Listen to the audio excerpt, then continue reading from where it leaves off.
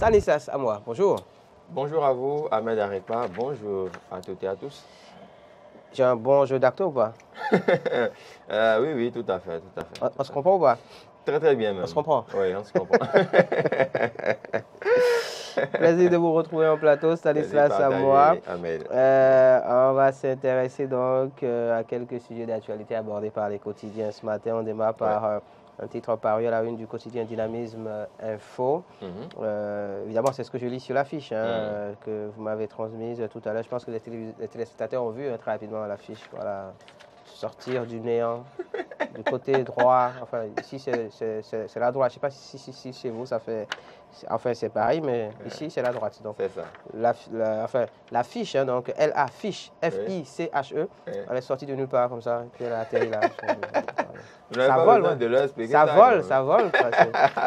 Bon, plus sérieusement, Dynamisme Info propose ce matin, législative 2023, les partis en lice pour le moment dans un service minimum.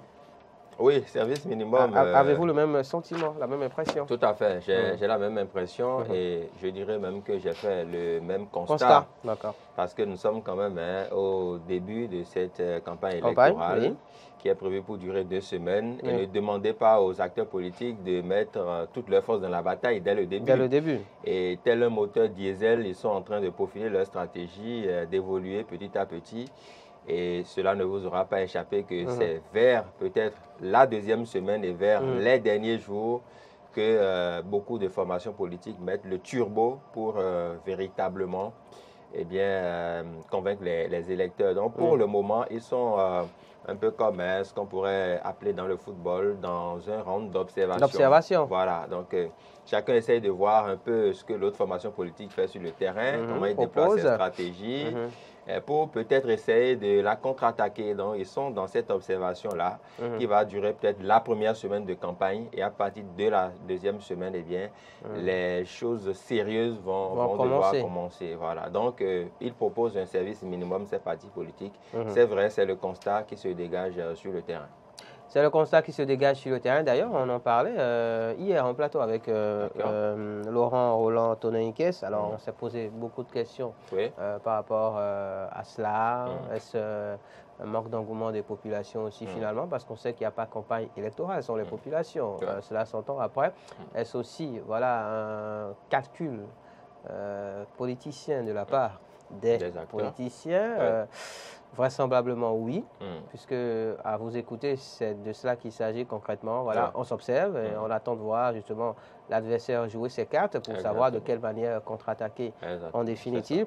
Et après aussi, on se demandait si, enfin je me demandais si cela ne répond pas aussi au fait que au niveau de la HAC aujourd'hui, il y a cette possibilité offerte donc aux partis politiques de faire de la campagne médiatique, c'est-à-dire que sur les antennes de Diaspora FM par exemple, comme d'autres radios, et même des chaînes de télévision, la possibilité est donc offerte aux partis politiques d'adresser des messages à la nation. Donc c'est aussi une manière de faire la campagne finalement. Et quand on sait justement dans le contexte donc, de la Covid, comment la campagne s'est déroulée en 2020 par exemple, est-ce que les politiciens finalement, vous savez, quand on ne descend pas sur le terrain, on ne dépense pas, qu'on se dise la vérité.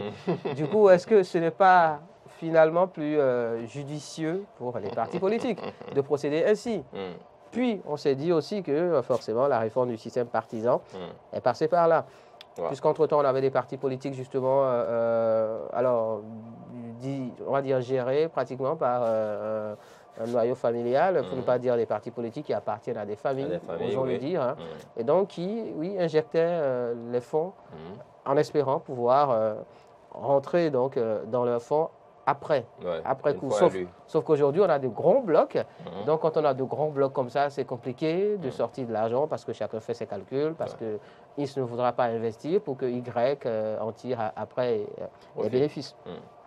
Toujours est-il. C'est peut-être que, vous avez raison sur ces points d'analyse. Mais il faut dire aussi qu'aujourd'hui, il y a quand même le financement des partis politiques qui est réglementé par les tests et lois de la République. Et donc, les formations politiques savent que même après la campagne électorale, voici la cagnotte qui nous sera réservée dès lors qu'on aura quand même fini cette phase. Donc, on sait qu'il y a ce financement, cette cagnotte qui est réservée. Maintenant, comme vous le dites si bien, au niveau des blocs, vous savez, la répartition de ces fonds-là, c'est quand même une affaire très délicate parce que ce sont de grands blocs aujourd'hui avec beaucoup d'acteurs politiques de premier plan qui s'y trouvent. Et donc, ce n'est pas forcément aisé hein, de penser à ça. Sauf que ce que moi, je voudrais quand même repréciser, c'est que une campagne médiatique n'est pas la même chose qu'une campagne de proximité. Ou qu'une campagne sur le terrain. Parce que celle qui est à Tokontounan, par exemple, je n'ai rien contre nos compatriotes de Tokontounan, mais qui est peut-être dans son champ, qui n'est pas devant sa télévision ou qui n'est pas à côté de son poste radio, eh bien, ne connaît pas les messages que vous véhiculez, eh bien, n'a pas connaissance des idées que vous véhiculez pour atteindre vos objectifs à l'Assemblée nationale. Et donc, partant de ce fait, lui, il a besoin qu'on vienne lui dire concrètement ce qu'on propose pour aller à l'Assemblée. Ce que dans sa localité, on pourrait apporter de mieux une fois qu'on sera installé le 8 janvier. Donc, il a besoin du concret, il a besoin de ce qu'on pourrait appeler le face-à-face. Et donc, un rendez-vous dans les médias, d'accord, mais les acteurs politiques eux-mêmes, ils le savent mieux que quiconque. Qu'il faudra descendre sur le terrain. C'est sur le terrain que ça se joue. Ce n'est pas à la télé, ni sur les plateaux de radio ou de télévision. C'est sur le terrain que ça se joue. C'est vrai que, oui, au niveau des médias, pour ceux qui sont dans les grandes villes, on s'y intéresse peu ou prou. Oui, le débat politique, qu'est-ce que tel ou tel acteur a dit. Mais au-delà, voilà, eux-mêmes savent qu'au-delà de ces belles propositions, de ces belles phrases sur des plateaux de télévision ou de radio, il faut descendre sur le terrain pour aller à la conquête de l'électorat. En quoi faisant En quoi faisant? Oui, vous le savez, ils y vont. Hier, sur l'émission, il y a un monsieur qui nous a appelé, je ne sais plus d'où, très exactement, je pense que c'est Mekboji peut-être, et qui enfin, s'offusquait pratiquement du fait que, oui, le week-end écoulé, c'était la Noël, le dimanche notamment, il y a 2 jours. On était en pleine période de campagne électorale. Mais qu'il n'y a pas eu de distribution, par exemple, de sacs de riz. Est-ce qu'il était au bon endroit? Est-ce qu'il était au bon endroit? Parce qu'il y a ça aussi. Hein? Parce qu'il y a ça. Peut-être qu'en Stanislas Samoa était au bon endroit. Oui, bon, pas forcément moi, mais j'étais quelque part où les acteurs étaient descendus, ils ont fait oui, tout à fait. Le geste utile. Le geste utile, voilà. Donc, peut-être que l'auditeur ou bien le téléspectateur n'était pas au bon endroit. Au bon endroit, au bon moment. Au bon moment. C'est aussi de cela qu'il s'agit. Exactement, c'est ça. D'accord. Toujours est-il, en tout cas, qu'on est donc en début de campagne et c'est plus ou moins normal. Hein, ça va prendre, hein, qu'on ressente voilà, une sorte de début timide de la chose.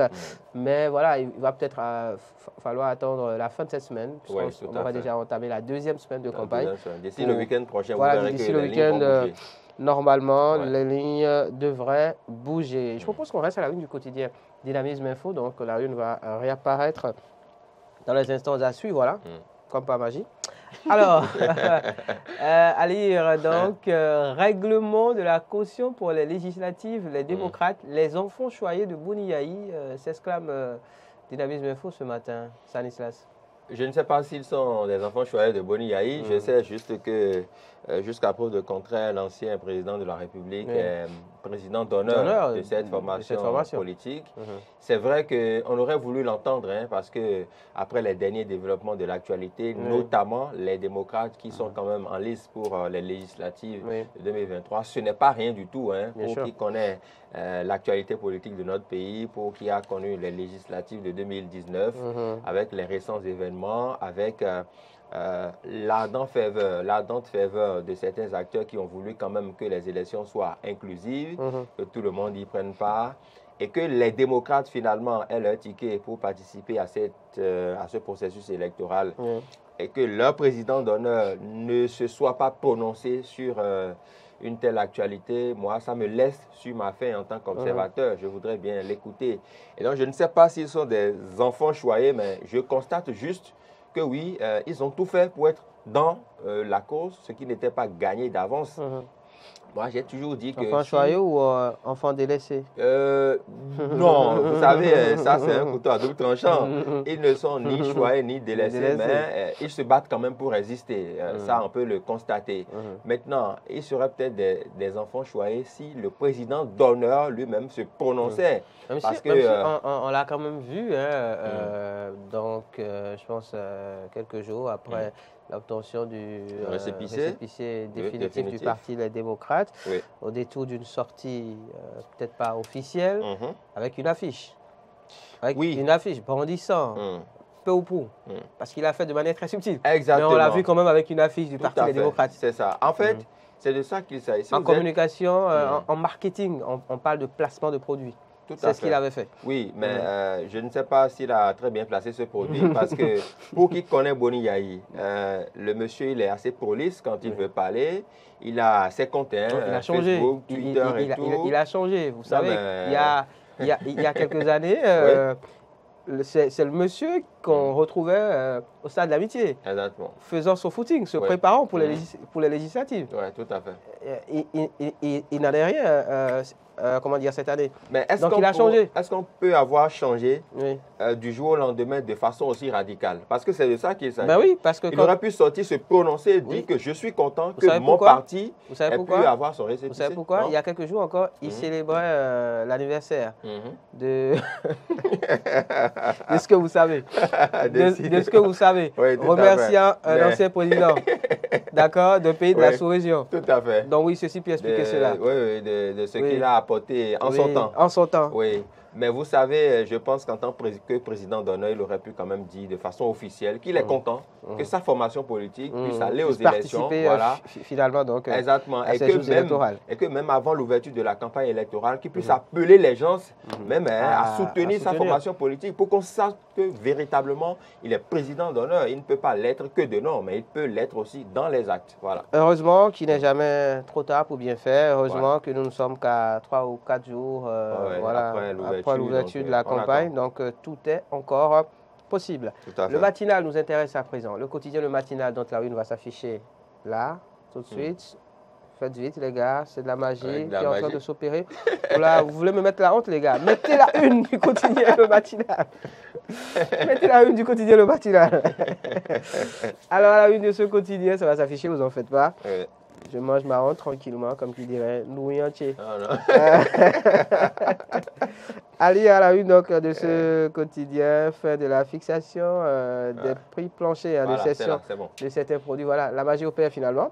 Donc, fin de la fixation de prix planchers de cession de certains produits agricoles. Les producteurs saluent la décision du gouvernement.